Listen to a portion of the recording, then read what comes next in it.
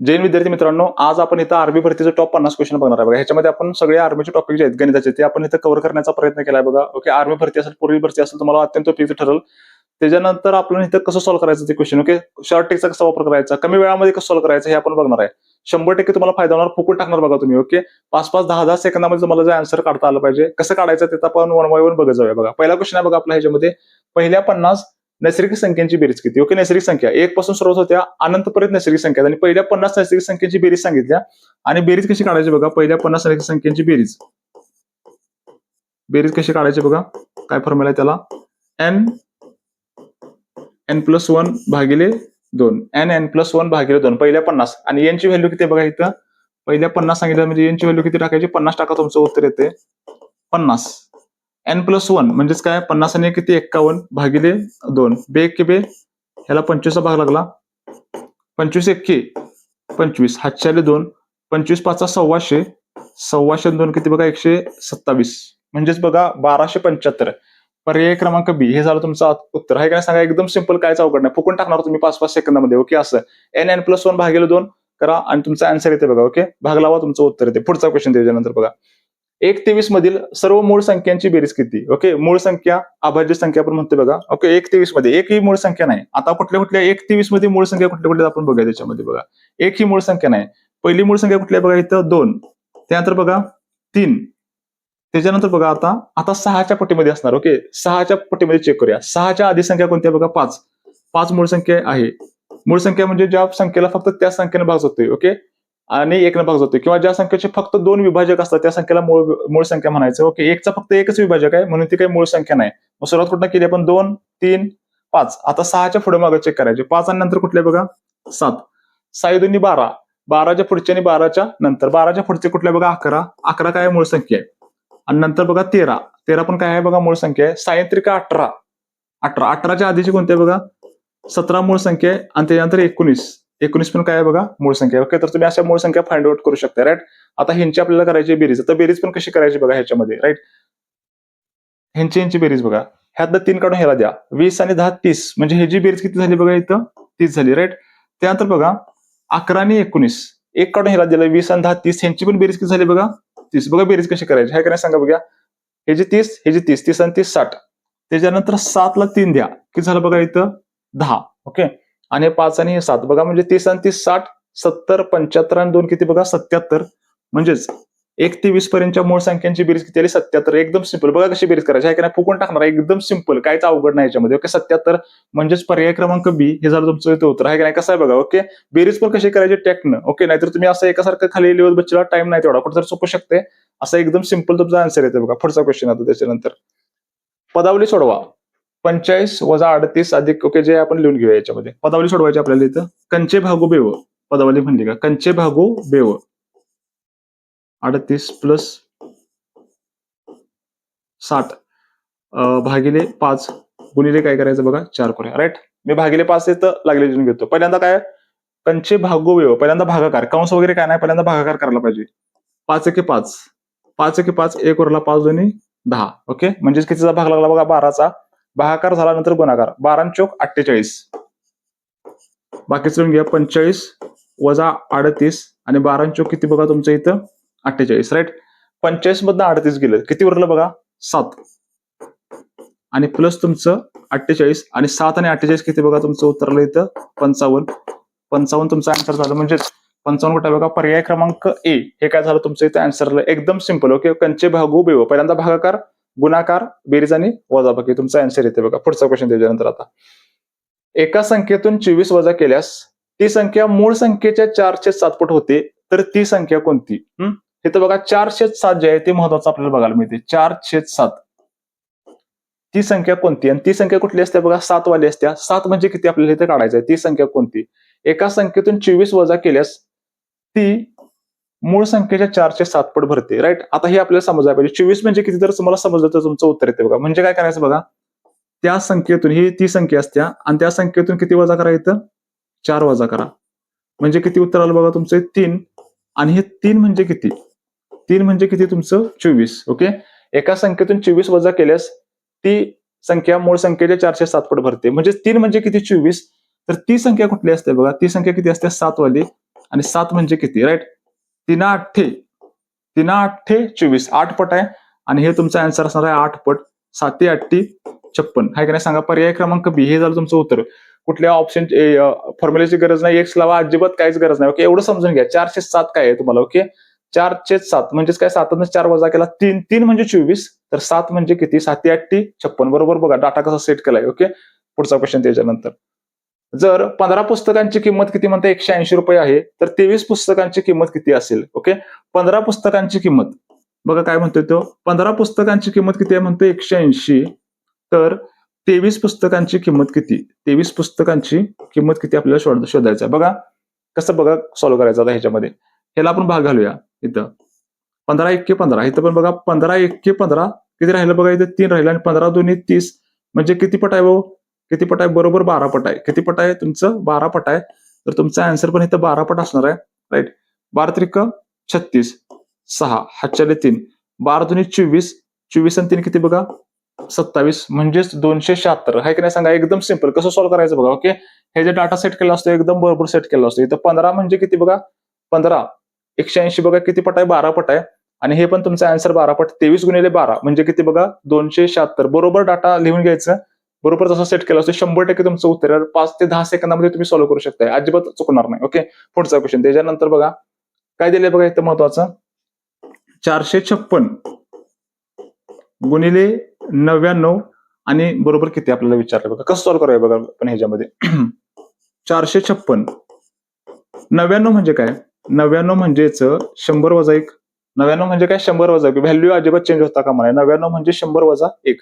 आता बघा 456 गुणिले 100, 456 गुणिले 100 म्हणजे फक्त ह्याच्यावरती किती शून्य लागले बघा, 2 शून्य.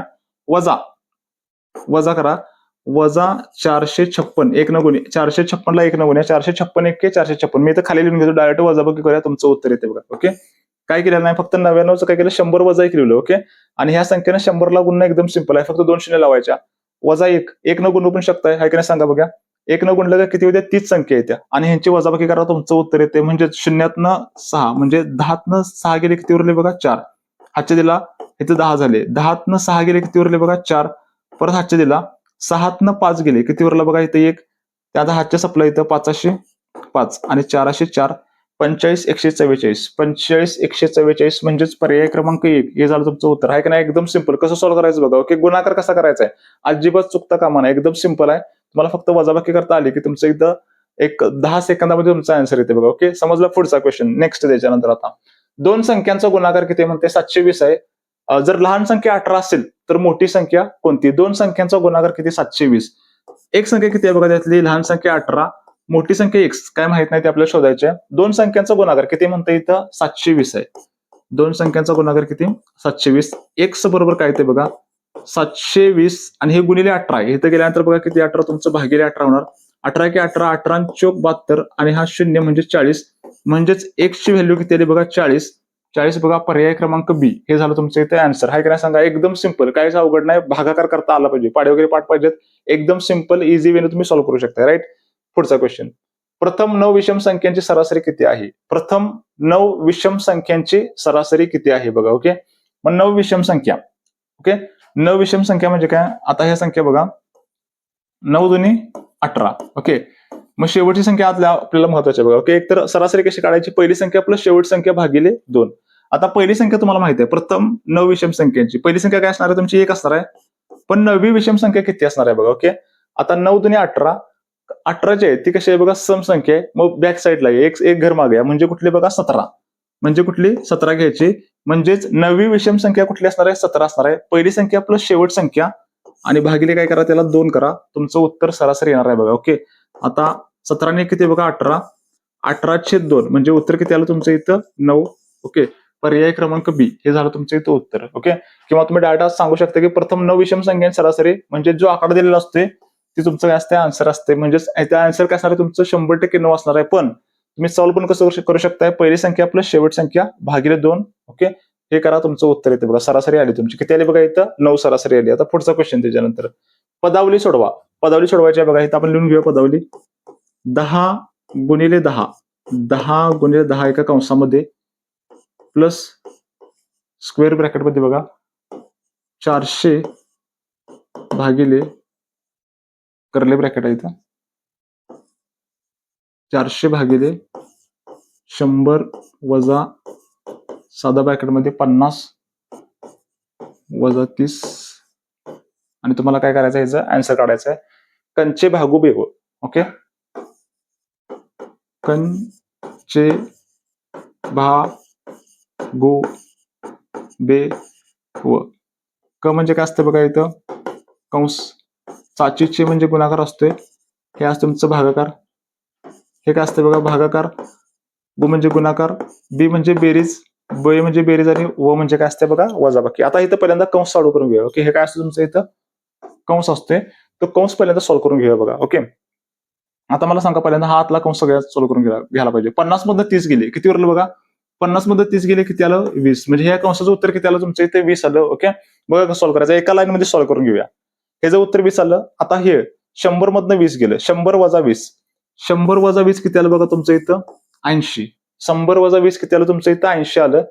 आता 400 भागिले किती आहे बघा 80, 400 भागिले 80 म्हणजे 400 ला भागिले किती असणार तुमचं 80, 8 1 8, 8 5 40. ओके, 8 45 म्हणजे 80 5 400 म्हणजे उत्तर किती आलं बघा पूर्ण ह्या सगळ्याचं 5 उत्तर आलं.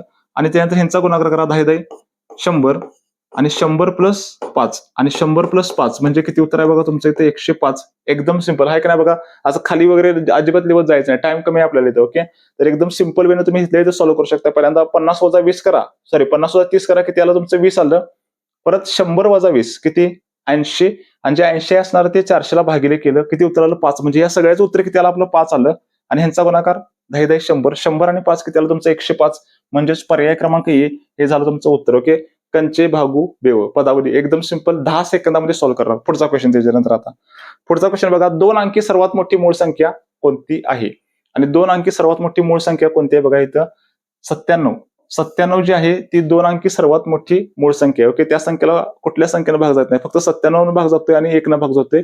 आणि मूळ संख्या म्हणजे ज्याचे फक्त 2 विभाजक. ओके, फक्त 2, 3 पण नाही 1 पण नाही, फक्त 2 विभाजक असतात आणि त्याला आपण काय म्हणतोय मूळ संख्या म्हणतोय बघा. ओके, म्हणजे 97 ला संख्येला कुठल्या कुठल्या संख्येने भाग जातोय, एक तर 1 जातोय, 1 सर्व संख्येने भाग जातोय आणि त्याच संख्येने भाग जातोय बघा. ओके, आणि ती मूळ संख्या असते आणि सगळ्यात मोठी 2 अंकी मूळ संख्या कुठली असेल तर 97. राईट, लक्षात ठेवा. पुढचा क्वेश्चन त्याच्यानंतर आता 12 15 आणि 20 या संख्यांचा लसावी किती होईल. आपण लिहून घेऊया संख्या द्या 12 15 आणि 20 यांचा लसावी किती. ओके, लसावी म्हणजे सामायिक आणि असामायिक अवयवांचा काय असतो इथं गुणाकार असतो बघा.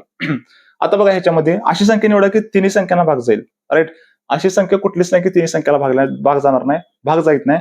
आता आपण 2 संख्या कुठल्या पण निवडूया बघा. इथं 12 आणि 15 घेऊया. 12 आणि 15 कशाला भाग जाते बघा 3 न, 3 चोक 12, 3 5 15, 20 ला भाग जात नाही, 20 आपण काय करूया आहे ठेवूया. राईट, आता पुढे बघा, आता ह्याच्यानंतर बघा 4 न 20 ला जाते, 5 न पण जाते, कुठल्या कशाला भाग घालूया आपण 5 न घालूया इथं 5, 4 ला भाग जात नाही, 4 खाली उतरा, 5 1 5, 5 चोक 20. आता पुढे बघा इथं पण 4 आहे, इथं पण 4 आहे, ह्याच्यामध्ये बघा 4 कॉमन घेऊया, 4 1 4, हे एक आहे तसं 4 1 4 आणि ह्या सगळ्यांचा काय करूया गुणाकार करूया. हे तर एकच झाले, काय प्रॉब्लेम नाही, एकला गुणलं तर काय होते 1 तेच उत्तर येते बघा. ओके, म्हणजे बघा ह्यांचा गुणाकार करा, तुमचं उत्तर येते बघा. राईट, बघा कसं होणार 5 चोक 20 आणि 20 त्रिक 60, किती उत्तर आलं बघा तुमचं इथं 60, 5 चोक 20, 20 त्रिक 60, म्हणजेच तुमचा जो काय लसावी आहे, लसावी किती असणार आहे बघा 60. राईट, एकला गुणलं तर काय फरकच पडत नाही. राईट, पुढचा क्वेश्चन त्याच्यानंतर आता 24 36 आणि 48 या संख्यांचा मसावी किती. आता ह्यांचा आपल्याला मसावी काढायचा, मग अशी आपण लसावी काढला आणि मसावी म्हणजे सामायिक अवयवांचा गुणाकार असतोय. मसावी म्हणजे काय असतोय, सामायिक अवयवांचा काय असतोय गुणाकार असतोय. बघा कसं सॉल्व्ह करायचं याच्यामध्ये. अशी संख्या निवडा की तिन्ही संख्याला भाग जाईल, तिन्ही संख्याला भाग जाईल. आता बघा कुठल्या ह्या तिन्ही संख्या कुठल्या पाड्यामध्ये 12च्या, 12 दुनी 24, 12 त्रिक 36, 12 चोक 48, म्हणजेच 12 न तिन्ही संख्याला भाग झाला. म्हणजेच मसावी म्हणजे काय तिन्ही संख्येमध्ये कॉमन पाहिजे, 2 संख्या असेल 2 संख्येमध्ये कॉमन पाहिजे, सामायिक अवयवांचा गुणाकार असतो म्हणजेच मसावी असते. बघा त्याच्यानंतर अशी संख्या का तिन्ही संख्याला भाग जाईल, नाही अशी संख्या कुठलीच नाही की तिन्ही संख्याला भाग जाईल, 2 3 4 ला क्रमांक संख्येत. त्यामुळं तुमचं जो काही मसावी आहे किती बघा इथं 12, मसावी तुमचा मसावी किती आला बघा इथं 12 आला.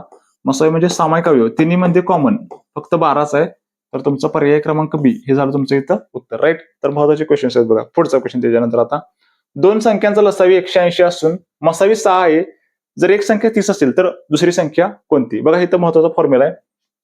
काय फॉर्म्युला म्हणते बघा, लसावी गुणिले मसावी, लसावी गुणिले मसावी, लसावी गुणिले मसावी बरोबर दोन संख्यांचा गुणाकार. लसावी गुणिले मसावी बरोबर दोन संख्यांचा गुणाकार. हे तर लसावी किती आहे बघा, लसावी 180 म्हणते बघा. लसावी किती म्हणते तो 180. नेक्स्ट मसावी किती म्हणते बघा, मसावी 6 आहे. मसावी किती आहे बघा इथं 6. त्यातली एक संख्या किती म्हणते बघा, एक संख्या 30 आहे, तर दुसरी संख्या आपल्याला काय करायची आहे, शोधायची आहे. राईट. आता बघा ह्यांचा गुणाकार अजिबात काय करू नका, असंच ठेवायचे. हे जे 30 गुणिले इकडे काय करूया आपण, भागिले घेऊया. म्हणजेच काय होणार बघा, 180 गुणिले 6 आणि भागिले किती आलं बघा तुमचं इथं 30 इज इक्वल टू x. 30 एक 30, 3 सम 18 आणि साईज आहे बघा 36. साईज 36 म्हणजेच x ची व्हॅल्यू किती आहे बघा 36. म्हणजे दुसरी संख्या किती आहे बघा 36 आहे. एकदम सिंपल आहे की नाही सांगा बघा. लसावी गुणिले मसावी बरोबर दोन संख्यांचा गुणाकार. त्यातनं आपल्याला दुसरी संख्या इथं मिळाली. किती आहे बघा तुमचं 36. आन्सरला अजिबात चुकणार नाही. एकदम सिंपल. एक 10 सेकंदामध्ये तुम्ही फुकट टाकणार प्रत्येक प्रश्न. आहे की नाही सांगा बघा. काहीच अवघड नाही. पुढचा आता त्याच्यानंतर दोन सहमूळ संख्यांचा गुणाकार 117 आहे, तर त्यांचा लसावी किती. सहमूळ संख्या, सहमूळ संख्या म्हणजे काय, त्याला को प्राईम नंबर म्हणतोय.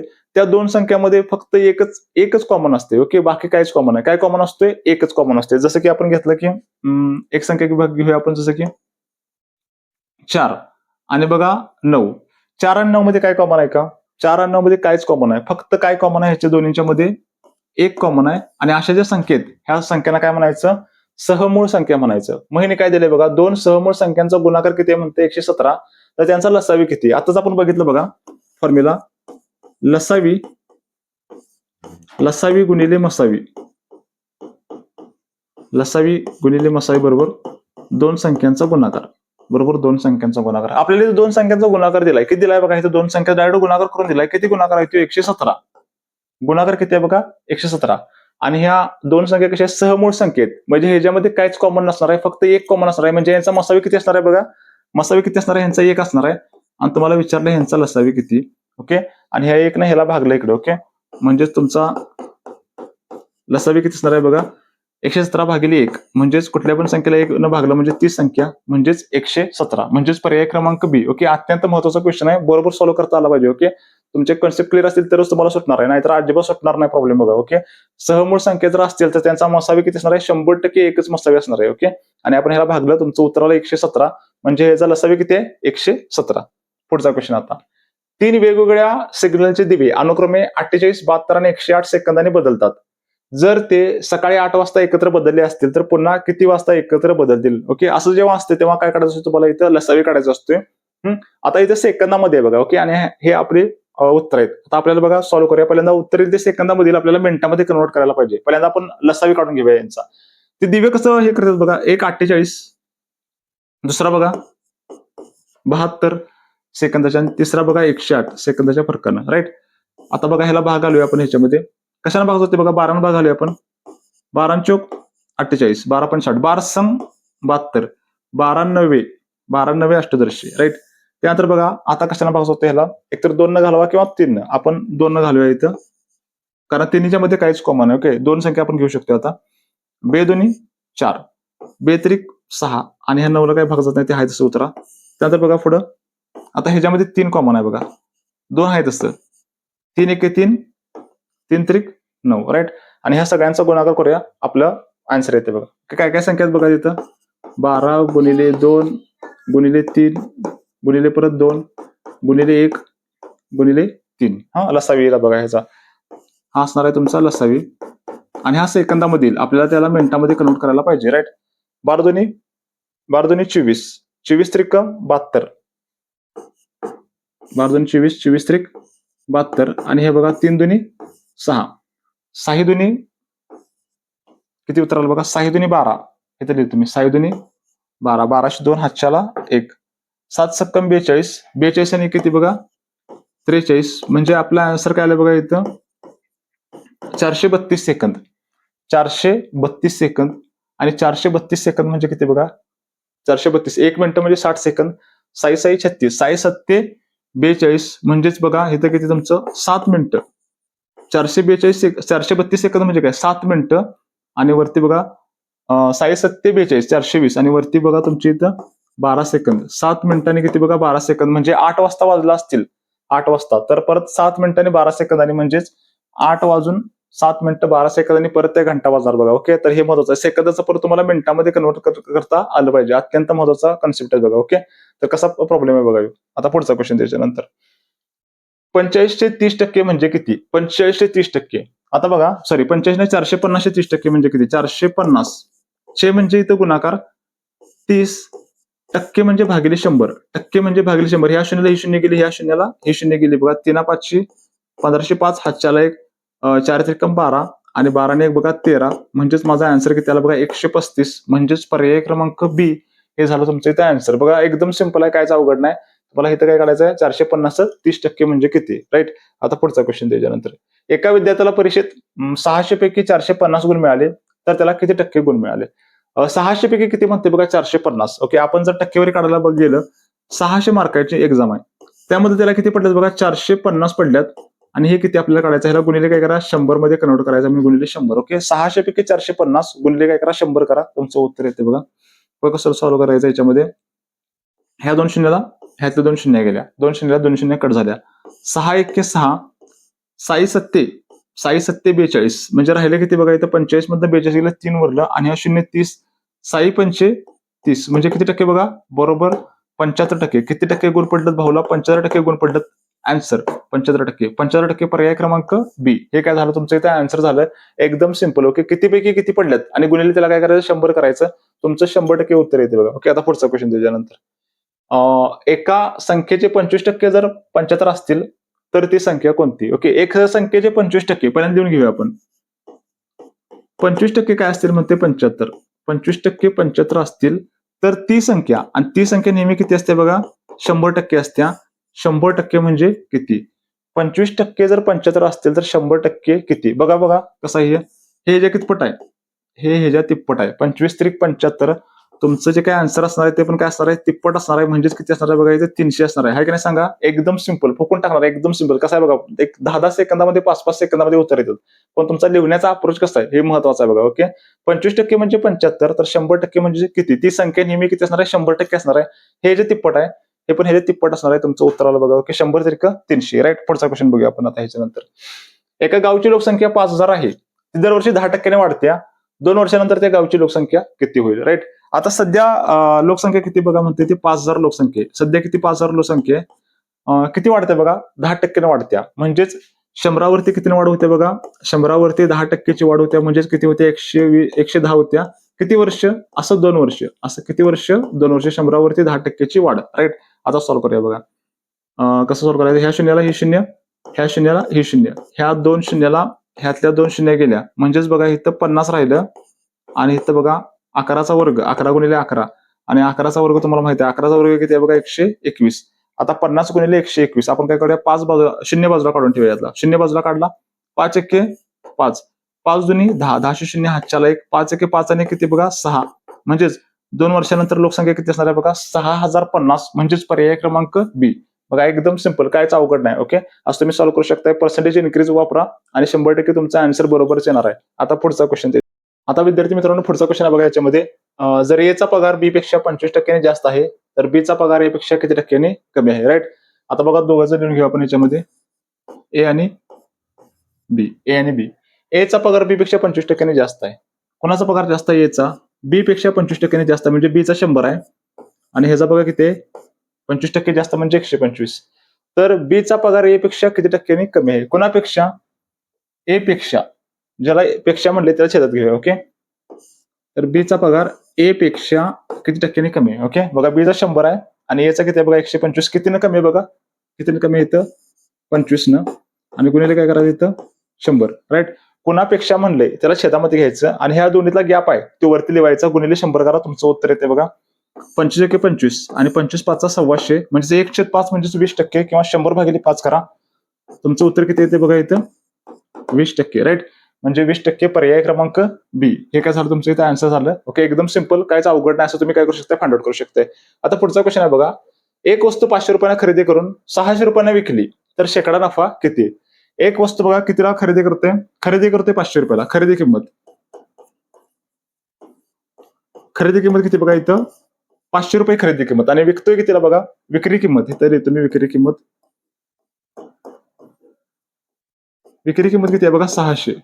फायद्यामध्ये खरेदी करतोय 500ला, विकतोय 600ला, म्हणजेच फायद्यामध्ये किती फायदा आहे बघा, किंवा नफा किती आहे, पण फायदा म्हणजेच नफा. किती नफा आहे बघा, ह्यांची वजाबाकी करा तुम्हाला नफा होईल. किती नफा आहे बघा इथं, बरोबर 100 रुपये नफा. ओके, नफा किती आहे 100 रुपये. नफा किंवा तोटा कशावरती कॅल्क्युलेट करतोय आपण, नेहमी खरेदी किमतीवरती. नफा किंवा तोटा खरेदी किमतीवरती, म्हणजेच 100 भागिले 500. ओके, 500 वरती 100चा फायदा आणि गुणिले ह्याला काय करा, 100 करा, तुमचं उत्तर येते बघा. ह्या 2 शून्याला ह्या 2 शून्य गेले, 1/5 म्हणजे परत 20%, म्हणजेच 1/5 म्हणजे किती असते बघा तुमचं 20%, म्हणजेच 100 भागिले 5 करा, तुमचं उत्तर तेवढंच येते बघा. म्हणजेच किती आलं तुमचं 20%. पर्याय क्रमांक 2 हे झालं तुमचं उत्तर. म्हणजे किती नफा बघा, 20% नफा. आता पुढचा क्वेश्चन आहे त्याच्यानंतर. एक सायकल 1800 रुपयांना खरेदी करून 1500 रुपयांना विकली तर शेकडा तोटा किती. बघा ह्याच्यामध्ये सायकल 1800 रुपयांना खरेदी केली, खरेदी किंमत किती आहे बघा, सायकलची 1800 रुपये खरेदी किंमत आहे. 1800ला खरेदी करते आणि विकतोय कितीला बघा, विक्री किंमत 1500 रुपये. विक्री किंमत किती म्हणते बघा इथं 1500 रुपये. खरेदी 1800, विक्री 1500, म्हणजे 300चा तोटा करून घ्यायला आलाय. राईट, तोटा किती बघा इथं 300. आणि आपल्याला काय काढायचं, शेकडा तोटा काढायचा आहे. बघा कसं काढूया आपण इथं याच्यामध्ये, शेकडा तोटा. ओके, किती तोटा झाला बघा, 300 तोटा. आणि नफा किंवा तोटा नेहमी कशावरती होते, खरेदी किमतीवरती. खरेदी किंमत किती आहे बघा इथं 1800. खरेदी किंमत किती आहे इथं 1800 आणि ह्याला गुणिले 100 करा, तुमचं उत्तर येईल बघा. राईट, मला सांगा त्याच्यानंतर. ह्या 2 शून्याला ह्यातले 2 शून्य गेल्या, 3 1 3, 3 संग 18 आणि 100 भागिले 6 करा, तुमचं उत्तर येईल 6 1 6. जर आपण बरोबर लिहूया, 100 भागिले 6, 6 1 6, 6 1 6, राहिले किती बघा 4, 40, म्हणजे 6 6 36. म्हणजे परत बघा 40 मध्ये 36 गेलं, परत 4 राहिलं, पॉईंट झाले 40 झाले, परत 6 6 36, परत 4 राहिलं, परत 6 6 36, म्हणजेच 16.66. म्हणजेच पर्याय क्रमांक बी हे झालं तुमचं इथं उत्तर. ओके, किती टक्के तोटा झाला बघा, 16.66% तोटा झाला. राईट, आता पुढचा क्वेश्चन त्याच्यानंतर. एक टेबल 720 रुपयांना विकल्याने 10% तोटा होतो, तर त्या टेबलाची खरेदी किंमत किती. राईट, एक टेबल 720 रुपयांना विकल्याने 10% तोटा होतो, म्हणजेच कितीला विकायला लागलाय तो, 10% तोटा सहन करून, म्हणजे कितीला विकायला बघा, 90%ला विकायला लागलाय. कितीला विकायला लागलाय, 10% तोटा सहन करतोय, म्हणजे विकतोय कितीला, ते 90%ला विकतोय. आणि 90% म्हणजे किती बघा, 90% म्हणजे किती, 720. 90% म्हणजे 720. तर टेबलाची खरेदी किंमत काढायची, आणि खरेदी किंमत किती असते बघा, नेहमी 100% असते. खरेदी किंमत किती असते, 100%. आणि 100% म्हणजे किती बघा, एकदम सिंपल आहे. हे 9 1 9, 9 8 72, म्हणजे बरोबर किती पट आहे बघा इथं, 8 पट आहे. बरोबर किती पट आहे, 8 पट. तर तुमचा आन्सर पण किती असणार आहे बघा इथं, 8 पट असणार आहे. बघा कसा सेट आहे डाटा, आहे का नाही सांगा बघा. 9 8 72 म्हणजे बरोबर 8 पट आहे. तुमचा आन्सर पण 8 पट असणार आहे.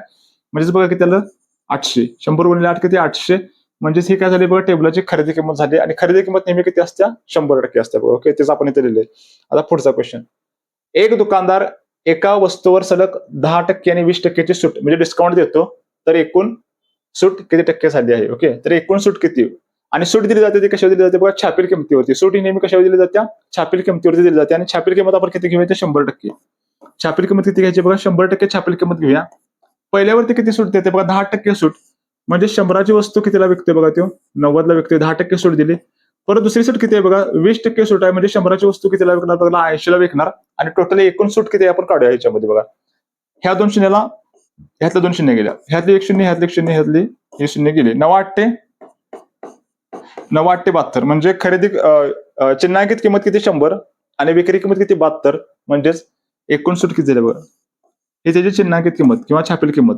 आणि विकतो कितीला 72ला, तर सूट किती बघा, यांची वजाबाकी करा, म्हणजेच किती 28% सूट. सूट किती बघा, 28%. पर्याय क्रमांक बी हे झालं तुमचं उत्तर. ओके, एकदम सिंपल, कायच अवघड नाही. आणि सूट दिली जाते नेहमी छापील किमतीवरती सूट दिली जाते. शेला 100 घ्यायचं, किती सूट दिली ते लिहून घ्यायचं, पर्सेंटेज इन्क्रीज वगैरे जी काही मेथड आहे आपली. ओके, त्याच्यानं हे करायचं आणि काय करायचं, भाग लावला, तुमचं उत्तर किती आलं बघा, 72. 100 वजा 72 इज इक्वल टू किती, 100 वजा 72 किती आलं तुमचं, 28%. म्हणजे एकूण सूट किती, 28%. आता पुढचं नेक्स्ट त्याच्यानंतर. 12 वस्तूंची खरेदी किंमत 9 वस्तूंच्या विक्री किमती एवढी आहे, तर शेकडा नफा किती.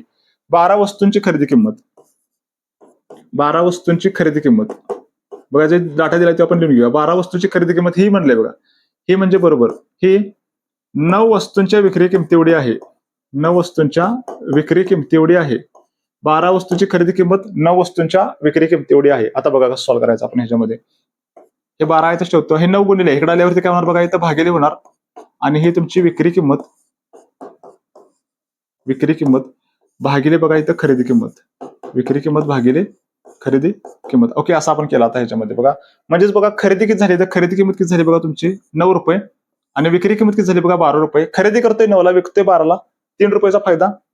3चा फायदा कशावरती, खरेदी किंमतीवरती. फायदा किंवा तोटा खरेदी किंमतीवरती होते. 3/9 गुणिले 100 करा, तुमचं उत्तर येते बघा 3 1 3, 3 3 9 आणि 1/3.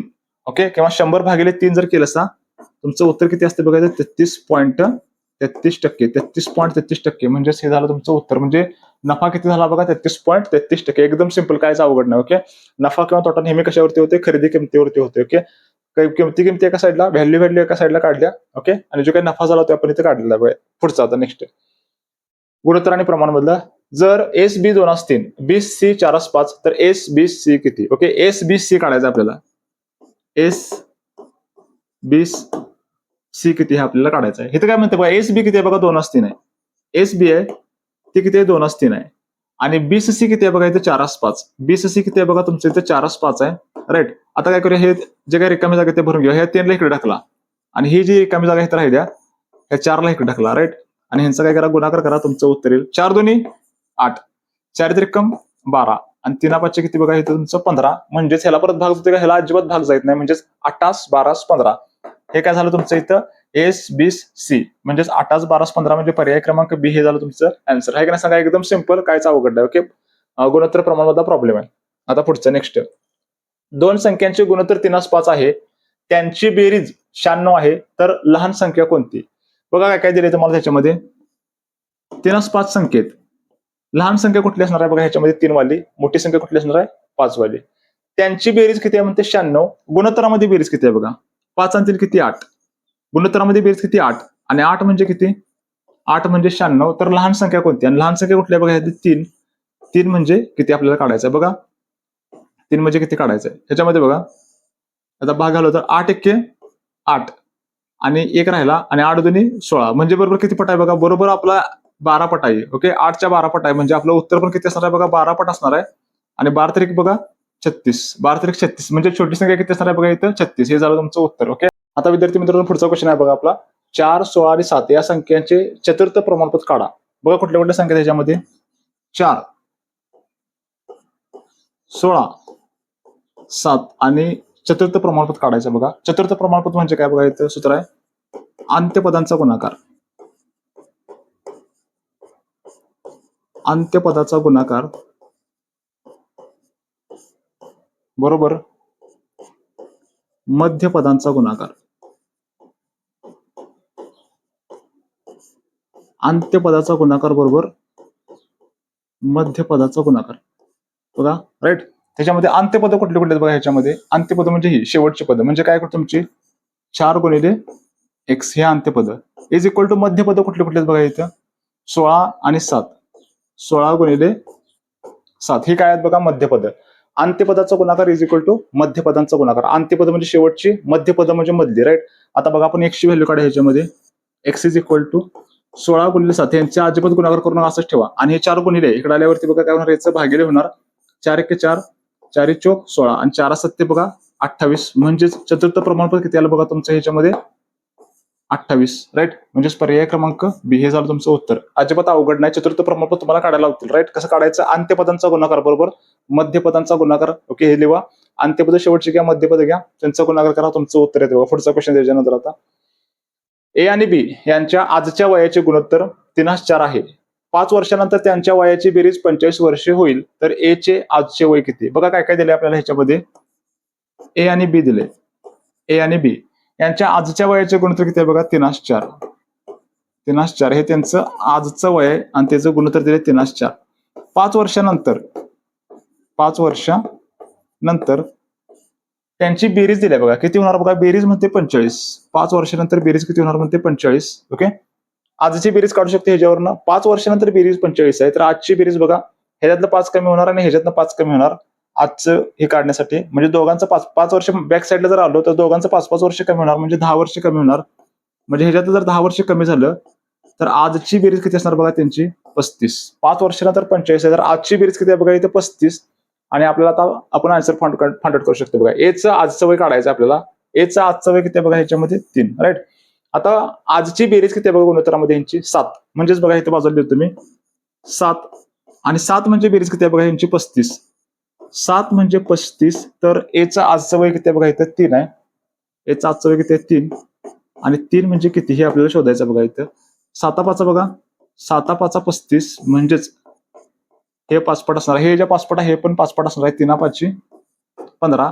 म्हणजेच एचं आजचं वय किती असणार आहे बघा 15 वर्ष. हे नाही सांगा एकदम सिंपल, अजिबात गडबड काही करायचं नाही. एकदम सिंपल वेनं जायचं. 100% तुमचं उत्तर बरोबर नाही. आणि तेवढंच लिहा. ओके, जास्त काय लिहत बसू नका. एक्सची वगैरे काहीच गरज नाही. डायरेक्ट तुमचा आन्सर आहे. त्याने बरोबर डाटा सेट केला असतो की तुमचा आन्सर आलंच पाहिजे त्या बेतानं. आता पुढचं बघा.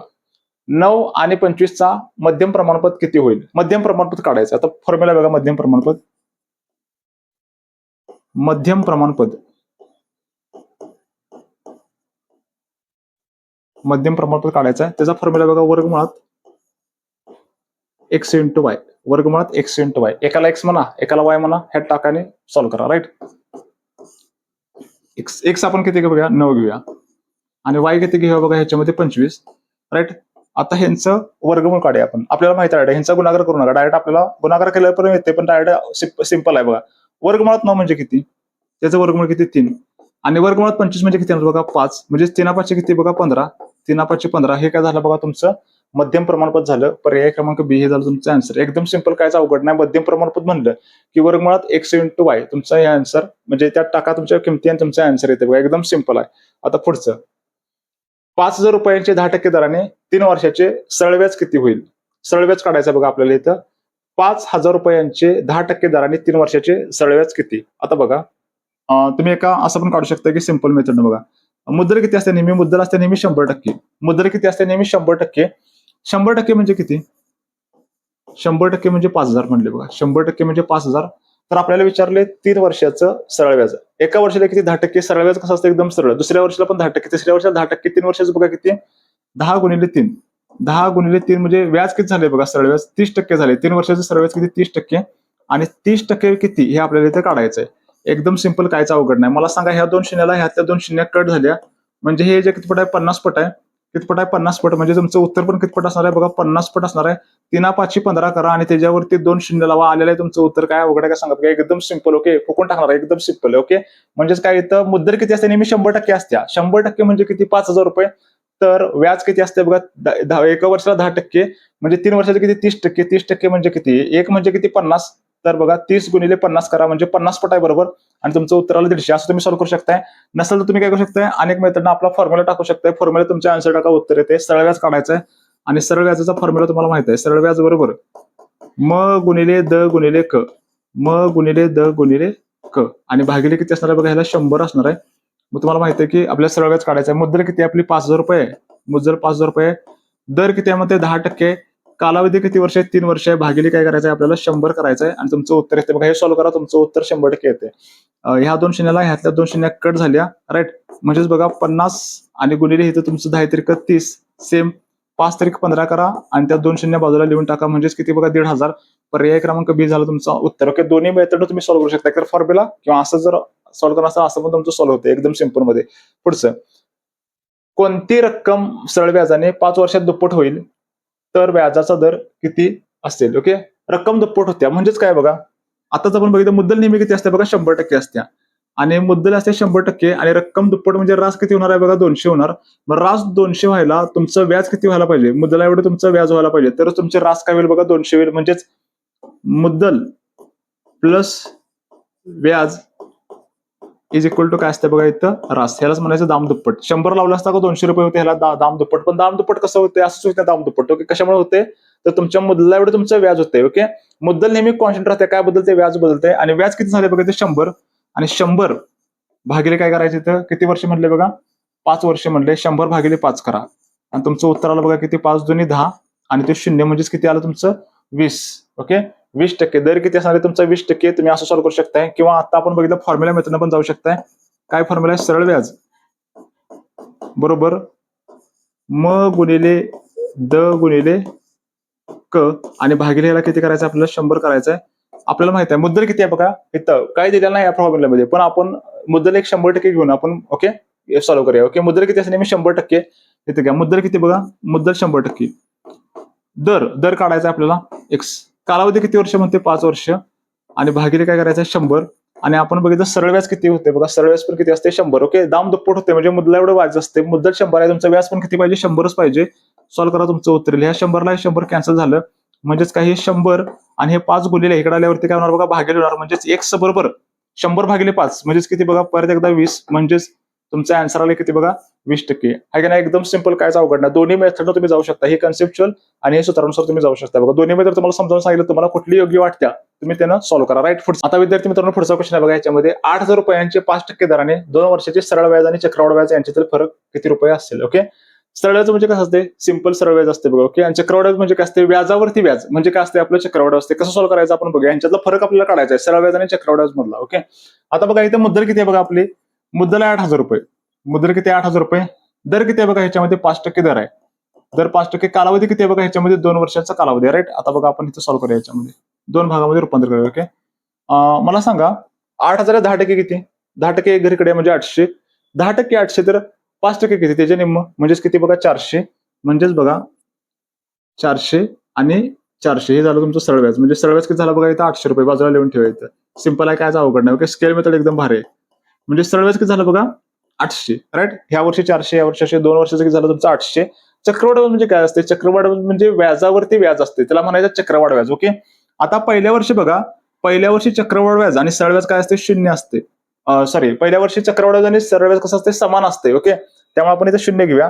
आता दुसऱ्या वर्षी बघा, दुसऱ्या वर्षी पहिल्या वर्षीच्या व्याजावरती व्याज, चक्रवाढ म्हणजे पहिल्या वर्षीच्या व्याजावरती व्याज लागणार. मला सांगा 400च्या 5% किती, 400च्या 10% 40 आणि 40च्या निम्म किती बघा, इथं 20. 40च्या निम्म किती, 20. म्हणजे तुमचं चक्रवाढ व्याज बघा किती असणार आहे, 400 400 820. म्हणजे बघा चक्रवाढ व्याज, चक्रवाढ व्याज किती तुमचं, 820. राईट. आणि ह्यांच्यातला फरक विचारला आणि फरक किती आहे बघा, तुमचं इथे 20. हे तुमचं आन्सर आहे आणि ते तुम्हाला इथे दिसतंय बघा. ओके, आहे का नाही सांगा. म्हणजे हे जो खाली फरक असणार आहे तुमचा आन्सर असणार आहे, म्हणजे पर्याय क्रमांक बी हे झालं तुमचं इथे उत्तर. ओके, कायच अवघड नाही ह्याच्यामध्ये, एकदम सिंपल वेने तुम्ही सॉल्व्ह करू शकता बघा. ओके, एकदम एकाच अप्रोच मध्ये म्हणजे दोन्हीच्या दोन्ही तुमचा आन्सर एकामध्ये येऊन जातील. ओके, सरळ व्याज पण मिळणार आहे तुम्हाला, चक्रवाढ व्याज पण मिळणार आहे, अंतर पण तुम्ही इथल्या लगेच डिफाईन करू शकता बघा. ओके, एकदम खतरनाक मेथड आहे, स्केल मेथड. आता पुढचं बघा, नेक्स्ट त्याच्यानंतर 3,000 रुपयांचे 10% दराने 2 वर्षाचे चक्रवाढ व्याज किती होईल. 3,000 रुपयांचं 10% दराने 2 वर्षाचे चक्रवाढ व्याज किती होईल. ओके, स्केल मेथड वापरू शकताय.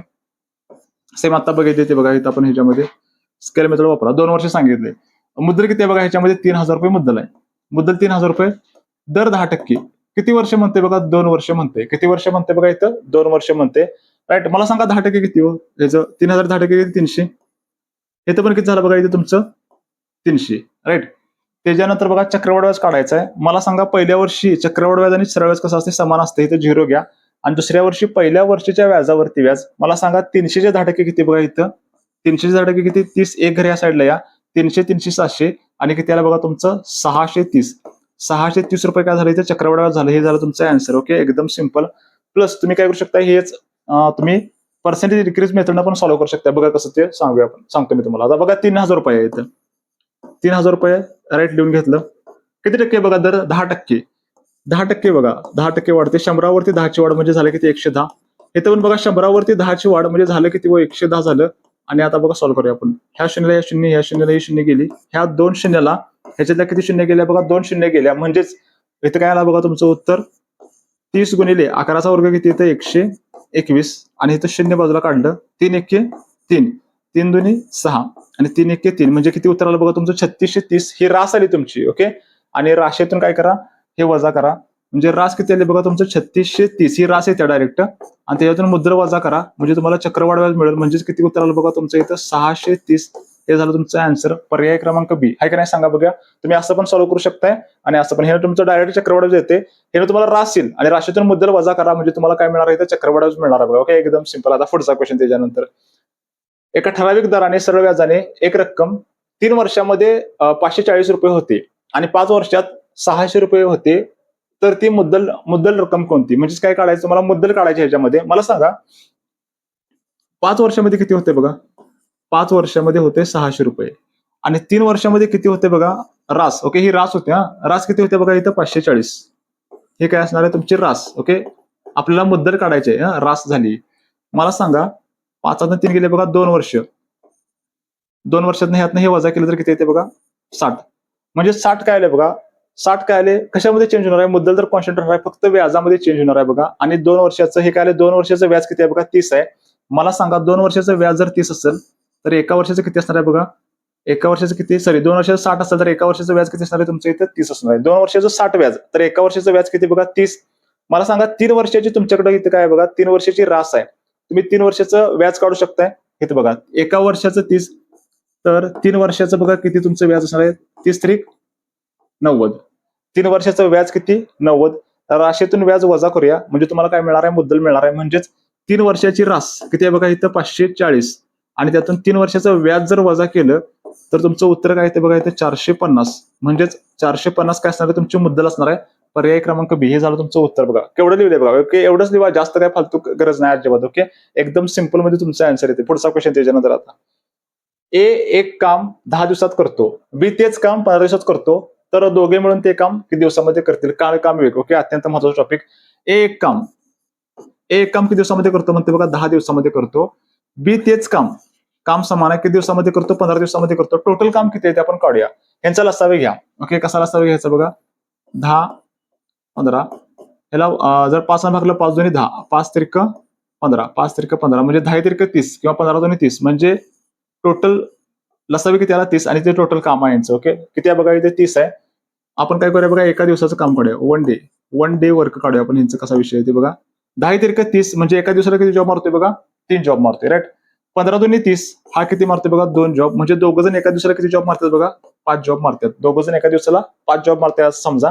आता जर दोघं जण गेलीत ओके कामाला, म्हणजे दोघं पण गेलेत ए प्लस बी, दोघं जण कामाला गेलेत तर काम किती आहे बघा 30 जॉबचं काम आहे. दिवसाला किती जॉब मारतात 5 जॉब मारतात. 5 सक्क 30 आहे का नाही सांगा. 5 सक्क 30 म्हणजेच पर्याय क्रमांक बी हे झालं तुमचं उत्तर. एकदम सिंपल, कायच अवघड नाही. लसावी काढू शकताय बघा. लसावी काढून टोटल काम काढा आणि सॉल्व्ह करा, तुमचं उत्तर येते. पुढचा क्वेश्चन त्याच्यानंतर आता 12 मजूर एक काम 20 दिवसात पूर्ण करतात, तर तेच काम 15 दिवसात पूर्ण करण्यासाठी किती मजूर लागतील. ओके, आता मजूर हे पण काय कामच्या रिलेटेड. आता इथं खरं बघा फॉर्म्युला काय येतं, M1D1 is equal to M2D2 आणि काम तेच आहे आपलं. ओके, हे सांगा. एम म्हणजे मजूर किंवा माणसं काय असतील, डी म्हणजे दिवस. पहिलं बघा 12 मजूर रोज 20 दिवसात काम पूर्ण करतात आणि 15 दिवसात काम पूर्ण करायला किती मजूर लागतील. म्हणजे तुम्हाला काय काढायचं आहे M2 काढायचं आहे. राईट. आता कसं सॉल्व्ह करूया बघा ना आपण ह्याच्यामध्ये. यांचा गुणाकार करू नका, असंच ठेवायचं. 12 गुणिले 20 ह्याला छेदामध्ये घ्या, भागिले किती बघा 15 इज इक्वल टू तुमचं काय येते बघा इथं M2 येते. 5 त्रिक 15 5 चोक 20 3 एक 3 3 चोक 12 4 चोक 16 म्हणजेच किती माणसं लागतील, किती मजूर लागतील बघा 16 मजूर लागतील. म्हणजेच पर्याय क्रमांक बी हे झाले तुमचे ते आन्सर. ओके, काहीच अवघड नाही ह्याच्यामध्ये, एकदम सिंपल.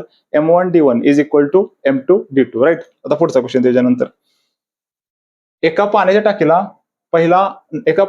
पहिला नळ 6 तासामध्ये भरतो, तर दुसरा नळ ती टाकी 12 तासामध्ये रिकामी करतो. दोन्ही नळ एकत्र चालू केल्यास टाकी किती तासामध्ये भरेल. ओके, पहिला नळ काय करतोय बघा, 2 नळ आहेत. पहिला नळ ते टाकी काय करतोय 6 तासामध्ये भरतोय. ओके, पहिला नळ भरायचं काम करतोय बघा, टाकी 6 तासामध्ये भरतोय म्हणजे प्लस म्हणे आपण. ओके, भरतोय. दुसरा नळ काय करतोय बघा, टाकी किती तासामध्ये रिकामी करतोय म्हणले. रिकामी करतोय म्हणजे मायनस, रिकामी करतोय म्हणजे काय करतोय ते मायनस करतोय. आता आपण टाकीची कॅपॅसिटी किती आहे ते काढूया ऍक्च्युअल मध्ये. राईट. यांचा लसावी घ्या 6 आणि 12 आणि 6 आणि 12चा लसावी 6 आणि 12 म्हणजे यांचा लसावी किती येते बघा 12. काय झाला यांचा लसावी किती 12. ज्याला येत नाही तिने असं बाजूला करू शकताय, भागाला 6 1 6 6 2 12 12 1 12 किंवा 6 2 12 म्हणजे त्या टाक्याची कॅपॅसिटी किती आहे बघा 12 भागांची कॅपॅसिटी आहे. राईट. एका तासामध्ये 1 आवर एका तासामध्ये काय होते आपण बघूया. आता बघा 6 2 12 म्हणजे हे 2 भाग भरते एका तासामध्ये. काय होते इथे लिहितो मी 1 आवर, हे एका तासामध्ये 2 भाग भरते आणि इथे बघा 12 1 12 12 1 12 1 खरे काय करते बघा रिकामं करते. म्हणजे एका तासामध्ये काय कंडिशन होते, हे 2 भाग भरते पण हे वजा करते, 2त 1 गेला किती 1 म्हणजे एका तासामध्ये एकच भाग भरतोय. कारण हे एक नळ पहिला टाकी भरण्याचं काम करते, दुसरा नळ रिकामी करण्याचं काम करते. एका तासामध्ये फक्त एकच भाग भरणार आहे. जर दोन्ही नळ चालू केलं म्हणजे तुम्ही जर 1 आणि 2 दोन्ही नळ चालू केलं तर टाकीची कॅपॅसिटी किती बघा 12 भागांची कॅपॅसिटी आहे आणि एका तासामध्ये एकच भाग भरतोय 12/1 म्हणजे किती बघा 12 म्हणजे किती तास लागणार बघा 12 तास लागणार म्हणजे तुमचं उत्तर काय पर्याय क्रमांक बी तुमचा आन्सर असणार एकदम सिंपल अजिबात गडबड करायची नाही ओके एकदम सिंपल वेने तुम्ही सॉल्व्ह करू शकताय भरतय म्हणजे प्लस आणि रिकामी करते म्हणजे काय होणार आहे तुमचं मायनस होणार आहे आणि त्याचा कन्सेप्टचा वापर करायचा आणि तुमचं उत्तर इथं सोडवायचं बघा ओके पुढचा क्वेश्चन बघा विद्यार्थी मित्रांनो आता पुढचा प्रॉब्लेम आहे आपला ह्याच्यामध्ये 772 किमी वेगाने जाणारी एक रेल्वे एका खांबाला 9 सेकंदामध्ये ओलांडते तर त्या रेल्वेची लांबी किती मीटर असेल आता रेल्वेची लांबी काढायची आहे समजा हा खांब आहे खांब किंवा सिग्नल असेल तर ह्याला रेल्वे काय करते बघा 9 सेकंदामध्ये ओलांडते राईट ही रेल्वे काय करते 9 सेकंदामध्ये ओलांडते तर आपल्याला काढायचं रेल्वेची लांबी किती काय काढायचं रेल्वेची लांबी ओके हे जे असणार आहे की हे रेल्वेची लांबी किंवा आपण डिस्टन्स म्हणूया आणि हे आपल्याला इथं फाइंड आउट करायचं बघा ओके आता कसं काढायचं ह्याच्यामध्ये बघा आपलं सूत्र काय बघा अंतर बरोबर वेग गुणिले वेळ अंतर बरोबर वेग गुणिले वेळ सूत्र वापरायचं पण अंतर म्हणजे काय अंतर म्हणजे ते रेल्वेची लांबी ओके रेल्वेने त्या खांबाला किती सेकंदामध्ये क्रॉस केले ओके म्हणजे काय असणार आहे तर अंतर म्हणजे काय घ्यायचं रेल्वेची लांबी म्हणजे ते खांबाला क्रॉस करताना केवढं अंतर पार केलं तर स्वतःच्या लांबी एवढं अंतर रेल्वेनं पार केलंय म्हणजेच ह्याचे जे काय अंतर घ्यायचं आहे अंतर इज इक्वल टू रेल्वेची लांबी अंतर इज इक्वल टू रेल्वेची लांबी राईट आता रेल्वेची लांबी म्हणजे आपल्याला अंतर काढायचं आहे वेग किती आहे बघा 72 किमी प्रति तास ह्याला मीटर पर सेकंदामध्ये कन्वर्ट करण्यासाठी 518चा फॅक्टर लावा किलोमीटर पर आवरचं मीटर पर सेकंदामध्ये झालं कारण आपला आन्सर मीटर मध्ये आणि वेळ किती बघा 9 सेकंदामध्ये 9 9 2 18 बे 6 बे 12 म्हणजे 36 आणि 36 गुणिले 5 हे तुमचं झालं उत्तर बघा याच्यामध्ये 5 सक्क 30 तिचा 0 हा 3 5 1 15 3 किती बघा 18 180 मीटर म्हणजेच रेल्वेची लांबी किती असणार आहे बघा 180 मीटर पर्याय क्रमांक बी हे झालं तुमचं उत्तर ओके काहीच अवघड नाही एकदम सिंपल मध्ये तुम्ही सॉल्व्ह करू शकता फक्त अंतर बरोबर वेग गुणिले वेळ हे एवढ्या फॉर्म्युलावरती एकदम महत्वाचा फॉर्म्युला आहे बघा ओके पुढचा आता त्याच्यानंतर 300 मीटर लांबीची रेल्वे 754 किमी वेगाने जाताना एका गुहेला किंवा बोगद्याला 30 सेकंदामध्ये ओलांडते तर त्या बोगद्याची लांबी किती मीटर असेल ओके बोगद्याची लांबी आपल्याला इथे काढायचं बघा कसं समजा हा बोगदा आहे आणि ह्याला रेल्वे काय करते बघा बोगद्याला क्रॉस करते तर ही रेल्वे हे काय करते बघा बोगद्याला काय करते क्रॉस करते असं समजा ओके हा बोगदा आणि हे काय बघा रेल्वे तर आपलं सूत्र बघा कुठलं वापरायचं बोगद्याची लांबी काढायची आपल्याला अंतर बरोबर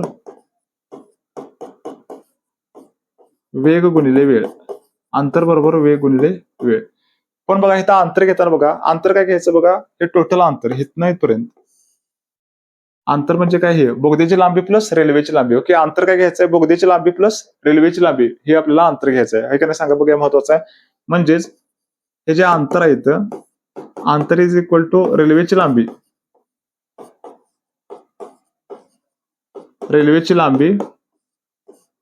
प्लस बोगद्याची लांबी प्लस काय बघा इथं बोगद्याची लांबी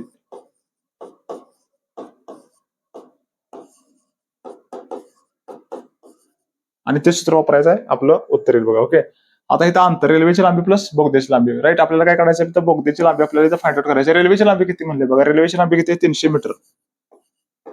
मीटर बोगद्याची लांबी आपण एक घेऊया इज इक्वल टू वेग किती आहे बघा 54 किमी प्रति तास ह्याचं काय करायला पाहिजे मीटर पर सेकंदामध्ये करण्यासाठी 5/18 गुणायला पाहिजे 5/18 आणि गुणिले किती सेकंदामध्ये बघा 30 सेकंदामध्ये क्रॉस करते बोगद्याला आणि आपल्याला काय काढायचं तर बोगद्याची लांबी काढायची बघा कसं सॉल्व्ह करूया आपण 18 18 18 त्रिक 54 18 त्रिक 54 नंतर बघा इथं 5 त्रिक 15 15 गुणिले 30 300 plus x is equal to 15 त्रिक 45 आणि वरती 0 आणि वजा हे प्लस 300 इकडे गेल्यावरती काय होणार बघा इथं वजा 300 होणार म्हणजेच एक्स बरोबर बघा 450 मधनं 300 गेलं म्हणजे किती राहिलं बघा इथं 150 मीटर म्हणजेच त्या बोगद्याची लांबी किती असणार आहे बघा इथं 150 मीटर ओके कायच अवघड नाही फक्त अंतर बरोबर रेल्वेची लांबी प्लस बोगद्याची लांबी घ्यायचं इथे टाकायचं तुमचं उत्तर येते फक्त इथं कन्व्हर्जन फॅक्टर लावायचा कारण काही किलोमीटर पर तास आहे ओके त्याचं मीटर पर सेकंदामध्ये रूपांतर करायचं म्हणजेच किती लांबी बोगद्याची 150 मीटर ओके एकदम सिंपल पुढचा क्वेश्चन त्याच्यानंतर आता एक कार 4 तासामध्ये 240 किमी अंतर कापते तर तिचा वेग मीटर प्रति सेकंद मध्ये किती असेल. ओके, परत सूत्र आपल्याला बघा, अंतर बरोबर वेग गुणिले वेळ, वेग गुणिले वेळ. आता बघा इथे काय दिलंय, एक कार 4 तासामध्ये 240 किमी अंतर कापते, 240 किलोमीटर वेग काढायचा आपल्याला, आणि किती वेळामध्ये, 4 तासामध्ये. ओके, दोन्ही पण व्हॅल्यू स्टँडर्ड आहे, हे पण किलोमीटर मध्ये, हे हवेमध्ये किलोमीटर पर आवर. वेग बघा किती येणार, 240 भागिले किती बघा इथे 4, 240 भागिले 4. हे तुमचं काय असणार बघा, इथं कशामध्ये येणार तुमचं, किलोमीटर पर आवर. आता किलोमीटर पर आवरचं काय करायला पाहिजे आपल्याला, मीटर पर सेकंद मध्ये करण्यासाठी किती गुणाला पाहिजे बघा, इथं मीटर पर सेकंद मध्ये करण्यासाठी 518, किती गुणाला पाहिजे, 518. आणि तुमचं इथं उत्तर येईल बघा. ओके, वेगाला मी एक्स म्हणतो किंवा वेग म्हणूया आपण इथं, वेग. आता वेग बघा किती येते आपल्याला ह्याच्यामध्ये, 4 एक्के 4, 4 सक्क 24 आणि 0, साइन त्रिक 18, साई 10 60, आणि 10 गुणिले 5 मध्ये 10 पाचा 50. मी इथे लिहितो. वेग काढायचा आपल्याला, वेग बघा इथं वरती अंशांश गुणाकार, 10 पाचा 50, आणि छेदामध्ये काय राहिले बघा, 3 राहिले. छेदामध्ये 3 घ्या आणि 50 भागिले 3. बघा इथं 3 एके 3, 3 एके 3, 2 राहिलेत म्हणजे 20, 3 संग 18. त्यानंतर परत 2 राहिलेत बघा, इथं पॉईंट दिला, इथं 20 झालं, 3 संग 18, परत 2 राहिलं, 3 संग 18. म्हणजेच बघा वेग किती असणार आहे बघा, इथं 16.66 metre per second. 16.66 metre per second हा काय असणार आहे बघा, त्या रेल्वेचा वेग असणार आहे. आणि कशामध्ये पाहिजे आपल्याला, मीटर पर सेकंदामध्ये, तेच आपण काढले बघा. ओके, एकदम महत्वाचं, अंतर बरोबर वेग गुणिले वेळ. ओके, किलोमीटर पर आवरचं मीटर पर सेकंदामध्ये कसं केलं, 518 फॅक्टर लावा, आणि त्याच्यानंतर आपलं उत्तर आलं बघा 16.66 मीटर पर सेकंद. राईट, आता पुढचा क्वेश्चन. त्याच्यानंतर एक माणूस प्रवाहाच्या दिशेने 15 किमी प्रति तास वेगाने पोहतो, प्रवाहाच्या दिशेने, आणि प्रवाहाच्या विरुद्ध दिशेने 9 किमी प्रति तास वेगाने पोहतो, तर संत पाण्यातील पोहण्याचा वेग किती. ओके, तर संत पाण्यातील पोहण्याचा वेग, त्या माणसाचा संत पाण्यातील पोहण्याचा वेग,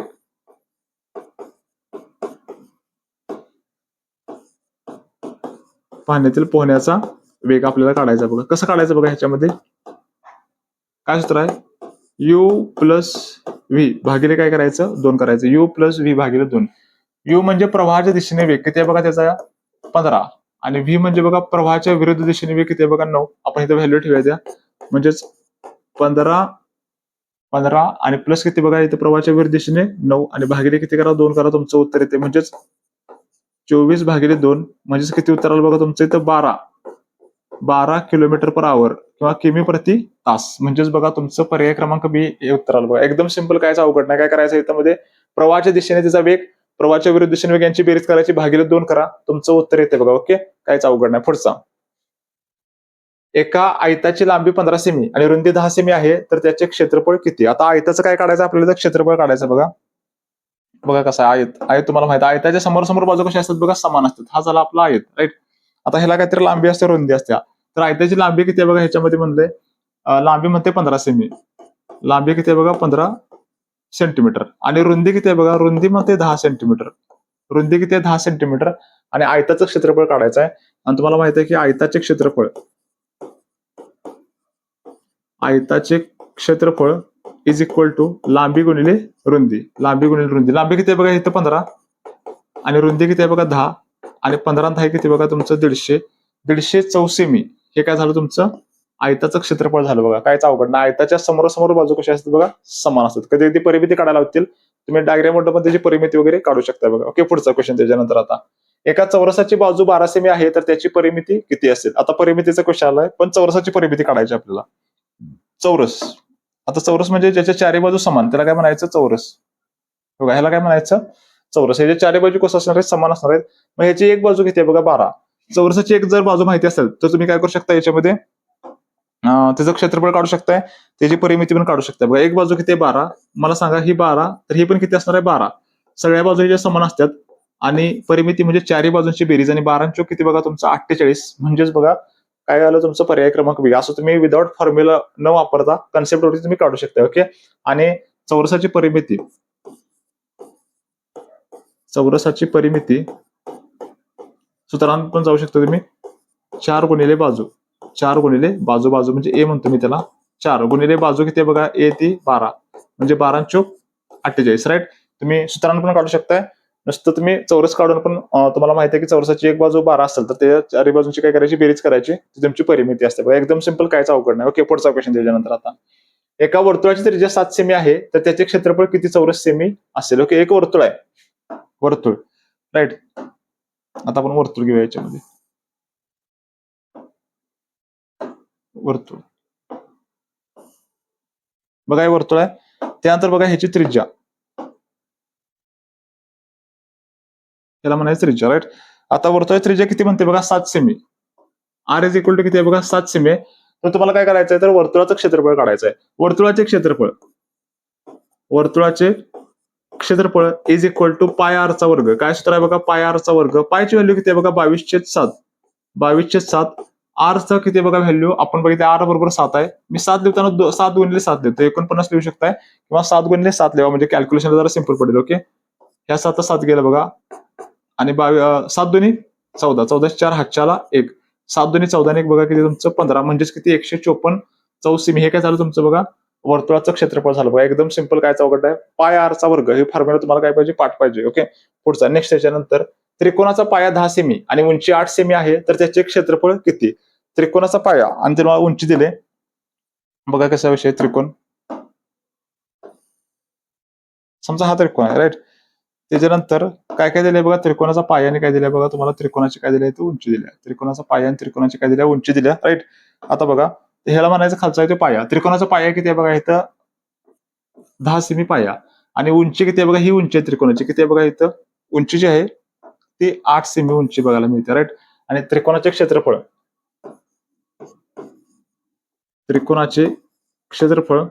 इज इक्वल टू 1/2 पाया गुणिले उंची, 1/2 पाया गुणिले उंची, आणि ह्याचा वापर करा, तुमचं उत्तर येते बघा. ओके, हाय का नाही, कसं सॉल्व्ह करायचं बघा, 1/2 पाया गुणिले उंची. आता बघा ह्याच्यामध्ये 1/2 पाया किती आहे बघा, ह्याचा पाया 10 आणि उंची किती आहे बघा, इथं 8. व्हॅल्यू टाका, तुमचं उत्तर येते बे के बे, बे पंचे 10 आणि 8 पंचे 40, म्हणजे वर्तुळाचं, सॉरी, त्रिकोणाचं क्षेत्रफळ किती बघा, 40 चौसेमी. हे झालं तुमचं त्रिकोणाचं क्षेत्रफळ, 1/2 पाया गुणिले उंची. सूत्र लक्षात ठेवा, तुमचं उत्तर बरोबर येते. पुढचं नेक्स्ट. त्याच्यानंतर बघा, एका इष्टिकाची लांबी, रुंदी आणि उंची अनुक्रमे 10 सेमी, 6 सेमी आणि 4 सेमी आहेत, तर तिचे घनफळ किती घनसेमी असेल? ओके, इष्टिकाची म्हणजे 3D डायग्राम.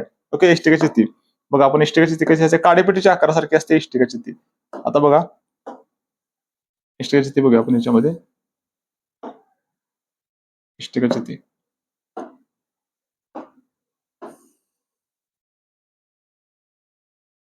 ह्याला काय म्हणायचं, इष्टिकाची झाली बघा. ओके, काडीपेटीचा जसा आकार असतोय तिला इष्टिकाची. काय काय दिले बघा इष्टिकाची, आपल्याला लांबी दिली आहे त्याने. लांबी किती आहे बघा, लांबी 10 सेमी, राईट. त्याच्यानंतर रुंदी किती आहे बघा, रुंदीला बी म्हणूया आपण 6 सेमी, आणि उंची किती आहे बघा, 4 सेमी. उंची म्हणजे हाईट किती आहे बघा, इथं 4 सेमी. ओके, लांबी 10 सेमी, रुंदी 6 सेमी आणि हाईट किती आहे, 4 सेमी. आपल्याला काय काढायचं, इष्टिकाचे घनफळ काढायचं आहे. माहिती देवा, इष्टिकाचे घनफळ, इष्टिकाचे घनफळ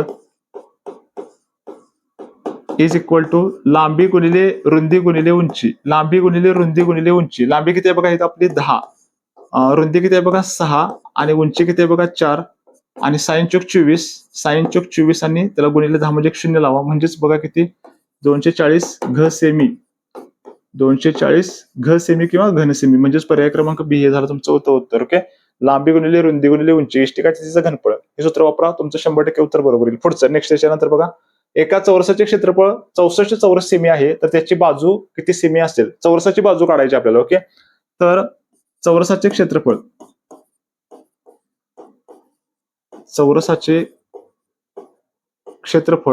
इज इक्वल टू बाजूचा वर्ग. चौरसाचे क्षेत्रफळ इज इक्वल टू काय असणार आहे, बाजूचा वर्ग. चौरसाचं क्षेत्रफळ किती आहे बघा इथं 64. चौरसाचं क्षेत्रफळ किती आहे बघा, 64 ए वर्ग, आणि बघा आपण त्याची व्हॅल्यू काढूया. ह्याला हे जर वर्ग काढण्यासाठी ह्याला वर्गमूळ टाका, म्हणजे ए बरोबर किती आलं बघा तुमचं इथं, ए बरोबर किती आलं तुमचं 8, म्हणजे बाजू किती असणार आहे बघा त्याची 8. एकदम सिंपल, कायच अवघड नाही. ओके, चौरसाचं क्षेत्रफळ सूत्र वापरा, डायरेक्ट तुम्ही काय करू शकता, आन्सर काढू शकता. फक्त वर्गमूळ घ्या, त्याचं उत्तर येते बघा. पुढचा आता नेक्स्ट. त्याच्यानंतर एका वर्तुळाचा व्यास 28 सेमी आहे, तर त्याचा परिघ किती सेमी असेल? आता बघा ह्याच्यामध्ये तुम्हाला वर्तुळ दिलंय बघा, इथे एक वर्तुळ, हे असं एक वर्तुळ आहे, राईट. आणि हे देताना काय दिलंय तुम्हाला, त्याचा व्यास दिलाय, व्यास. व्यास कुठे आहे बघा, इथनं इथपर्यंत असतो त्याला व्यास म्हणायचं, हे व्यास आहे तुम्हाला, राईट. त्याला आपण डायमीटर डी म्हणतोय, म्हणजेच आपण त्याला डी म्हणूया. डी किती आहे बघा, डी 28 आहे. तर मला सांगा आर काय असणार आहे, आर त्याच्या निम्म असते, डी च्या निम्म आर असते, म्हणजेच किती असणार आहे बघा, 14 जुनी 28. म्हणजे आर किती आहे तुमचं 14, आणि वर्तुळाचा परिघ काढायला लावलाय तुम्हाला. ओके, आता वर्तुळाचा परिघ कसा काढायचा बघा. वर्तुळाचा परिघ काय सूत्र आहे बघा त्याचं, 2 पाय आर. 2 पाय आर. मला सांगा 2 आहे, जसं पायची व्हॅल्यू किती 22/7, आणि आर ची व्हॅल्यू आताच आपण बघितली किती आहे बघा, इथं आर ची व्हॅल्यू 14. बे के बे, बे साती, सॉरी 7 एके 7, 7 एके 7, 7 दुनी 14, राईट. 22 दुनी 44, आणि 44 दुनी किती बघा तुमचं इथं 88. 44 दुनी 88, 88 सेंटीमीटर. हे काय झालं तुमचं इथं परिघ, किंवा त्याला सरकम्फरन्स म्हणतो बघा. ओके, काय सूत्र आहे बघा, 2 पाय आर. डी 28 असेल तर आर किती असणार आहे, बरोबर त्याच्या निम्म असणार आहे बघा, आणि तेच आपण इथे घेतलंय आणि सोडवलं. 7 एके 7, 7 दुनी 14, 22 दुनी 44, आणि 44 दुनी 88, हे झालं त्याचं वर्तुळाचा परिघ. ओके, परिघ म्हणजे पूर्ण अशी बाजू जी असते त्याला परिघ घ्यायचं, आणि क्षेत्रफळ म्हणलं का आतलं क्षेत्रफळ काढायचं, राईट. आता पुढचं नेक्स्ट, एका घनाची बाजू 5 सेमी आहे, तर त्याचे एकूण पृष्ठफळ किती चौरस सेमी असेल. ओके, आता इथं घनाचं काय काढायचं, पृष्ठफळ काढायचं बघा. ओके, घनाचं पृष्ठफळ, आपण घन पहिल्यांदा कसं असतो बघूया, राईट. 3D डायग्राम आहे घन. घन बघूया आपण याच्यामध्ये.